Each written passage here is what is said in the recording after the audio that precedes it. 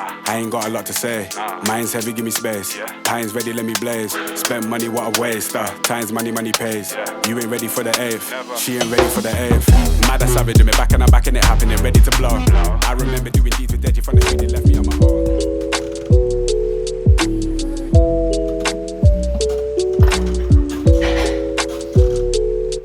Alright, mate. Today's day is leg day in the Super Gym.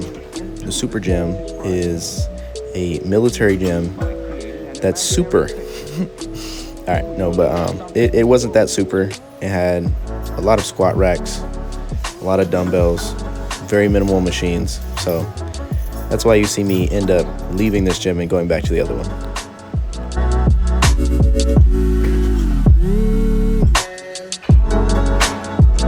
This is still a deloading phase, so I'm only gonna warm up and then I'm gonna move up to 205. In these sets during the deloading phase, my main priority was going deeper in my squat and going past the 90 degree. But I noticed after the next day that I had a lot of pain in my lower back, so I asked my coach. I told him, why do I feel a whole bunch of pain even though it's less weight? And he told me that everybody has a range of motion, and I didn't know this. If you go past your natural range of motion, you're gonna cause a lot of lower back pain. So learn from me. I learned there was a reason why I stopped going past 90 degree way back in the day. Since then, I never went lower than that. But recently, I had forgot that I did that on purpose. So then I went past the 90 degree and then basically caused lower back pain. So I'm gonna be going to my range of motion, which is roughly 90 degree angle.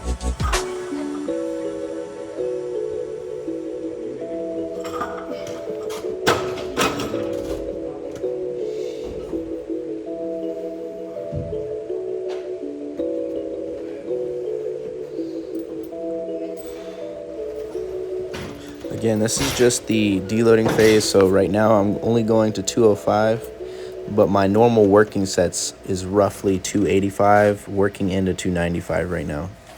Eventually, my main goal for squat is to get to 315 for 5, and then I will probably max out after that and see where I'm at.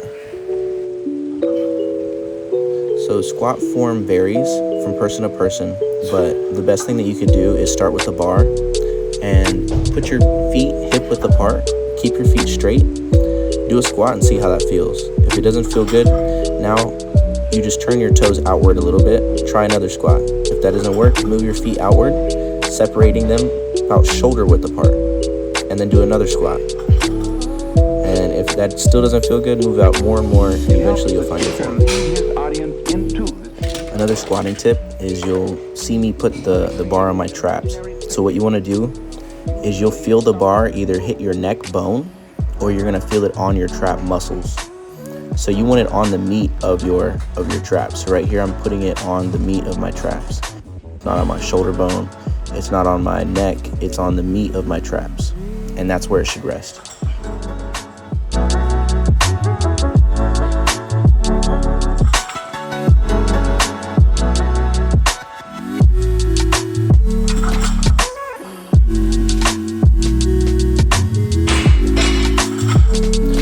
No, I do not use clamps because I never have. It never made sense to me. I think that it's a waste of time. I've never had a plate fall off of my bar.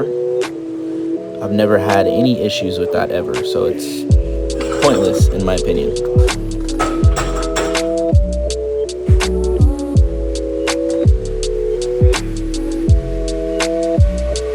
So then, why?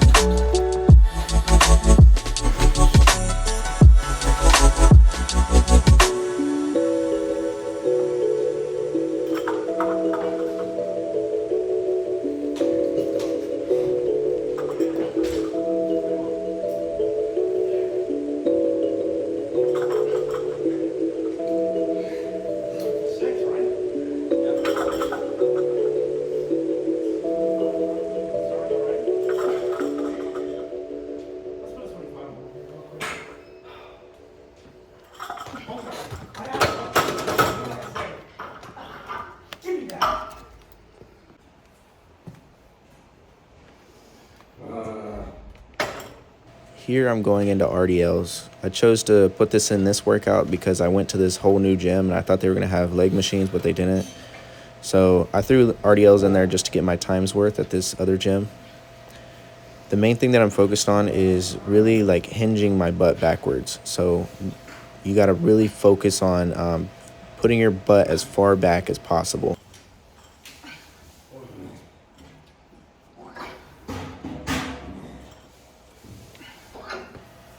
The form for the RDL is your knees will be slightly bent forward, but you will not squat, you will not deadlift. It's its own form. So knees slightly bent, pack your lats, brace your stomach by tightening and filling your stomach with air, engaging your hamstrings and engaging your glutes, stack your spine. And then the one that is important for your neck stability and not causing neck issues is keeping your chin at least a shot glass width away from your chest. So this is a new one that I'm still trying to get used to. During the reps, I completely forget for some reason, but I'm trying to make it a mental note to keep my chin at the same position even whenever I'm going down or going up.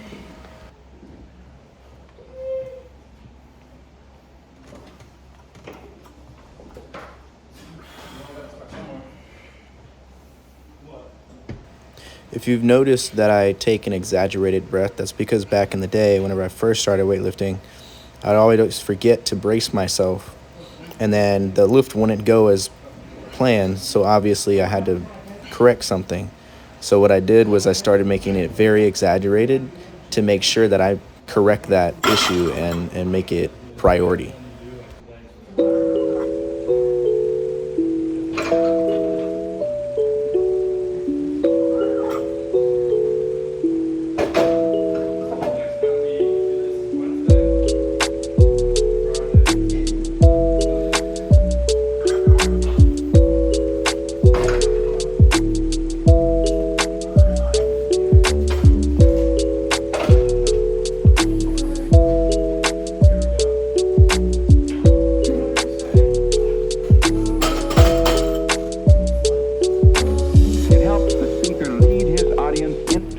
So here's the transition to the gym that I usually work out at. You're gonna see a lot of eye contact. I don't know why I was doing that. I think I was just looking at my form or noticing that the camera was too close to the machine, but you're gonna see me look at the camera a lot.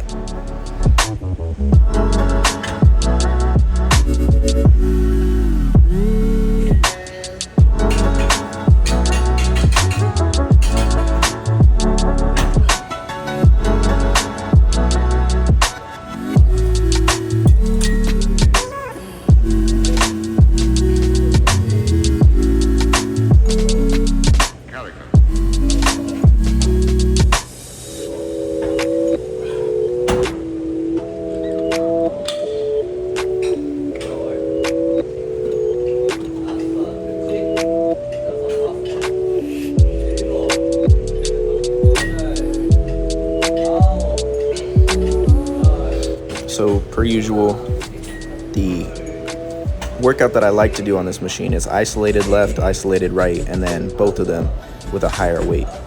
So I do isolated left with about 70 to 90 pounds, isolated right, 70 to 90 pounds, and then I bump it up to like 130, 140, and then do them both at the same time.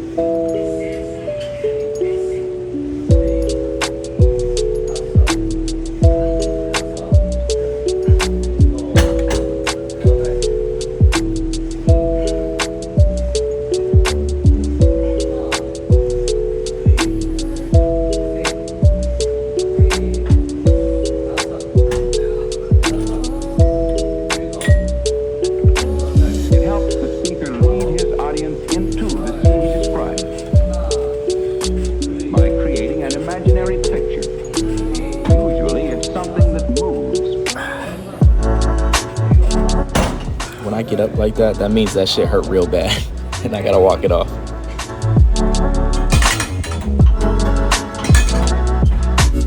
Yep, 3 sets of the sus machine and then 3 sets of the other sus machine.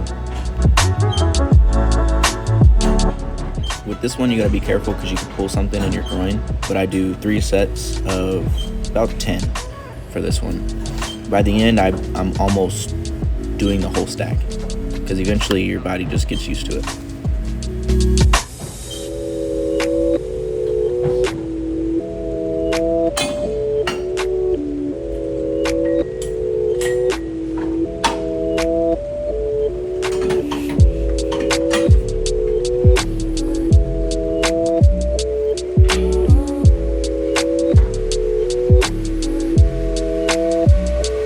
Show them why.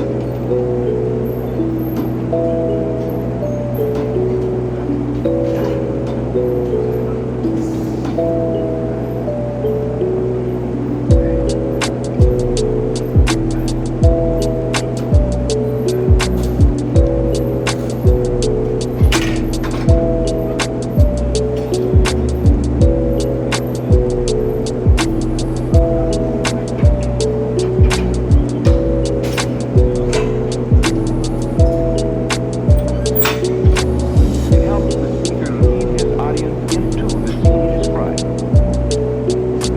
by creating an imaginary picture. Usually it's something that moves.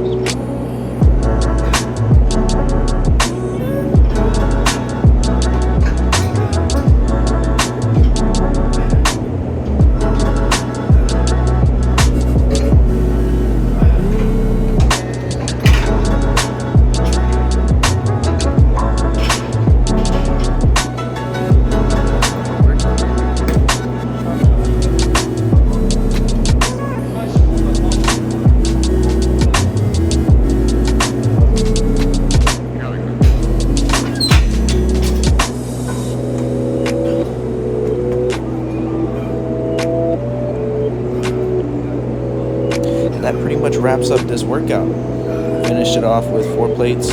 Soon I'll be going up to 5.